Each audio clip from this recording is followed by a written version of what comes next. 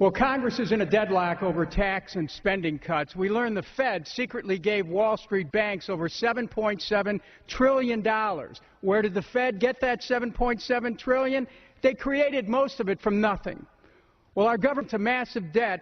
The Fed picked winners and losers and secretly helped big banks tally record profits. Remember the great debate we had here over $700 billion in TARP funds? There was no debate over the $7.7 trillion the Fed gave the banks. Did Congress have a clue?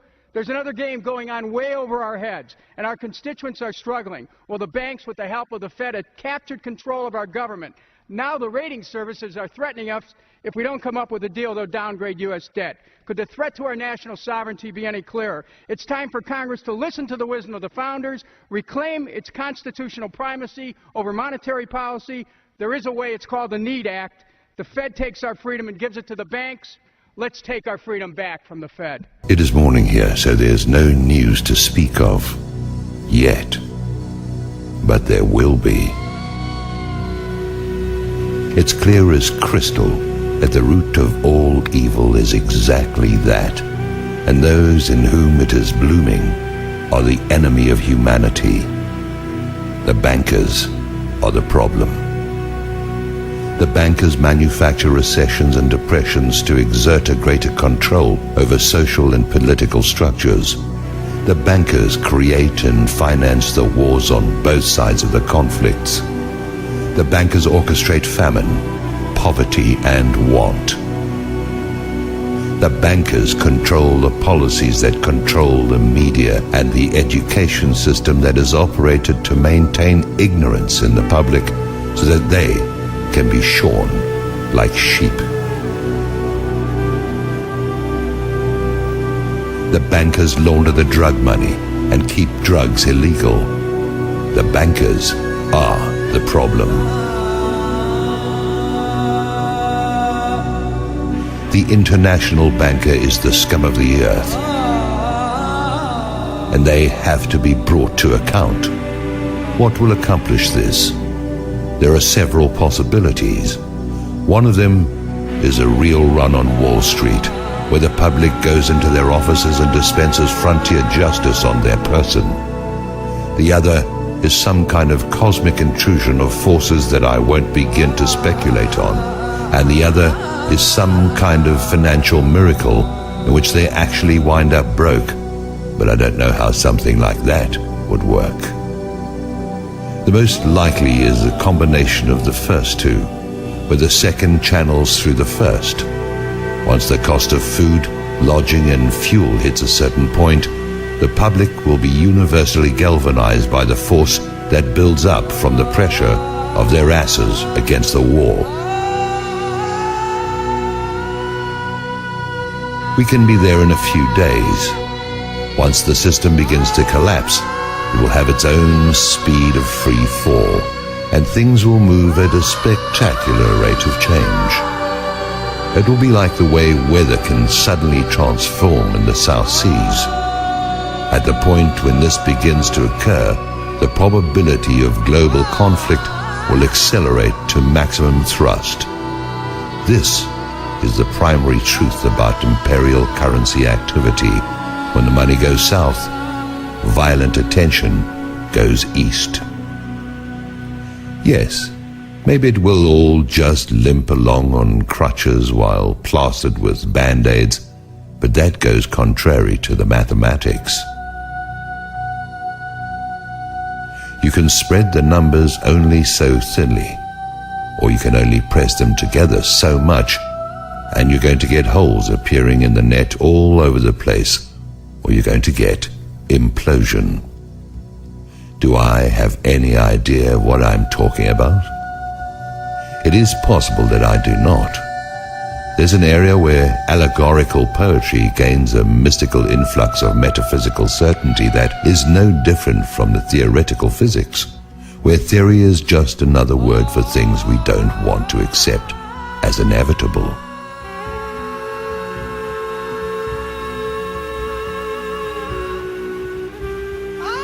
Maybe freedom's just another word for no one left to screw. It stands to reason that sooner or later the public will have no further option but to declare open season on the bankers. They'll be hunted down as the be-all and end-all of everything dangerous and wrong. They are a plague and a pestilence as bad as any epidemic.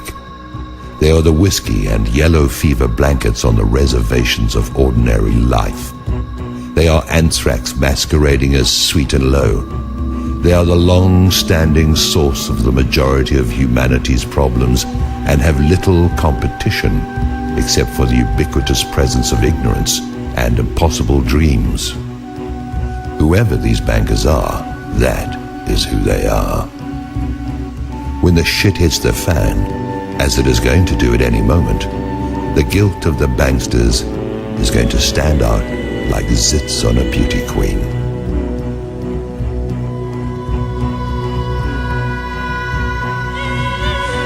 The transformation in the mind of the public is going to be immediate. People watch the news, and although it is nothing more than garbage and lies, the players have all been seen there. They've been seen in Congress, and they've been seen wherever the lies created to defend them have been publicized. They are a known quantity. There is no argument of any kind that can be used to generate sympathy for the bankers, who are either behind or finance every outrage against the public that is in existence. Now, their day is at hand, and they show no signs of having any kind of clue. They sit at their vanities and admire their image like Marie Antoinette. They whoop it up like Louis XVI in Versailles, surrounded by gold leaf wallpaper and sycophants, while they diddle the sons and daughters of a dying empire that they brought to pass. There is mercy to be found here, but none of it can be for the banksters who have acted with none in their intentional efforts to beggar, mutilate, maim and destroy anyone and everyone who is not them. That mercy is for the public who, like Lefty, only did what he had to do. I try to get my heart and head around it. I try to see an out for everyone, but the only out I can see for the banksters is out of our lives, and marched still living through the gates of hell where they can reunite with the banker-in-chief. I'm not the judge or executioner. I'm an observer who's never had enough money to even think about the banks in the first place. Now the bankers tightly grasp what is going to turn into flaming coals in their hands. Judgment is going to cry out from the earth they walk upon and have plundered at will. That will is now going to be drained away into fear and apprehension. Their fortress walls are going to fall away. Their protectors are going to turn on them. Their holdings are going to dissolve and spill from their fingers like a handful of sand. I wouldn't want to be a bankster today, or on any other day. The existence of a system has kept them safe. This corrupt system has allowed for some kind of life for those preyed upon until now. Now it has turned upon those whose compliance has been forthcoming for so long. Soon that compliance will be gone, and there are not enough police and armies to quell what is going to rise out of the midst. Maybe I'm wrong about this, but like everything else, we'll see.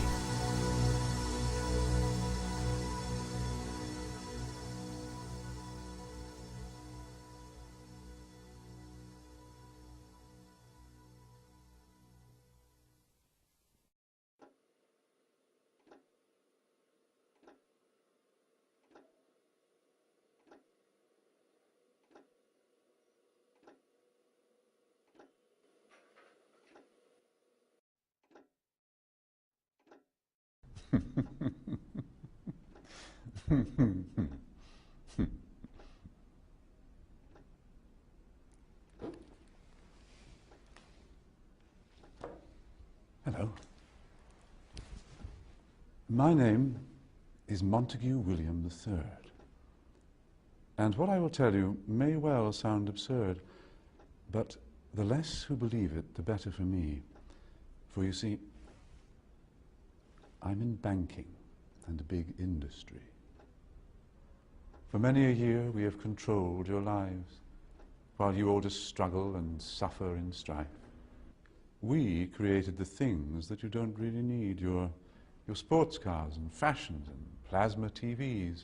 I remember it clearly how all this begun. Family secrets from father to son, inherited knowledge that gives me the edge, while you people lie sleeping at night in your beds. We control the money that controls your lives, whilst you worship false idols and wouldn't think twice about selling your souls for a place in the sun. These things that won't matter when your time is done. But as long as they're there to control the masses, I just sit back and consider my assets, safe in the knowledge that I have it all, while you common people are losing your jobs. You see, I just hold you in utter contempt. But the smile on my face, well, it makes me exempt. For I have the weapon of global TV, which gives us connection and invites empathy. You would really believe that we look out for you, while we bankers and brokers are only a few.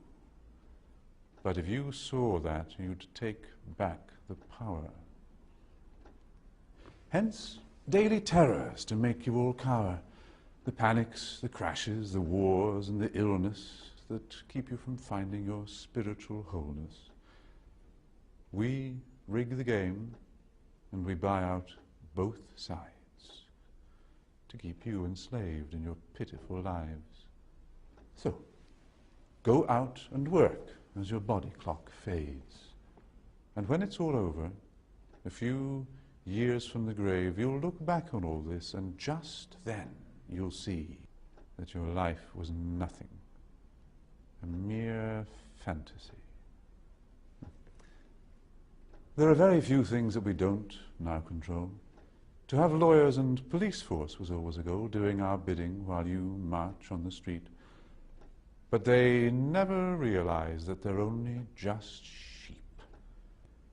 For real power resides in the hands of a few. You voted for parties. What more could you do? But what you don't know is they're one and the same. Old Gordon has passed good old David the reins, and you'll follow the leader who was put there by you. But your blood, it runs red, while our blood runs blue. But you simply don't see it's all part of the game. Another distraction, like money and fame. Get ready for wars in the name of the free, vaccinations for illness that will never be, the assault on your children's impressionable minds, and a microchipped world. You'll put up no fight. Information suppression will keep you in tone. Depopulation of peasants was always our goal. But eugenics was not what we hoped it would be.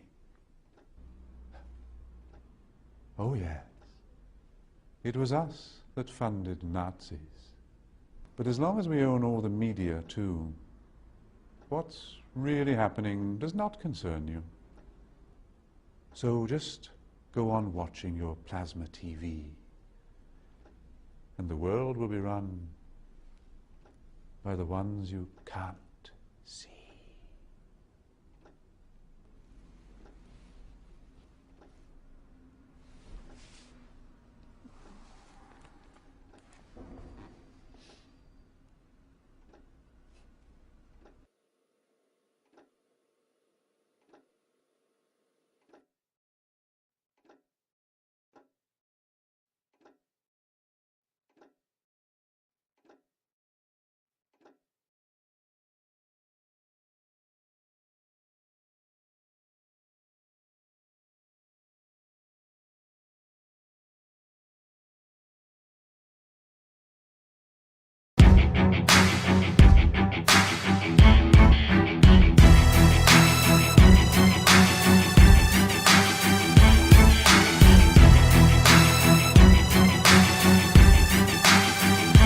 setting up the stage for violence in this country. No doubt about it. Thank you.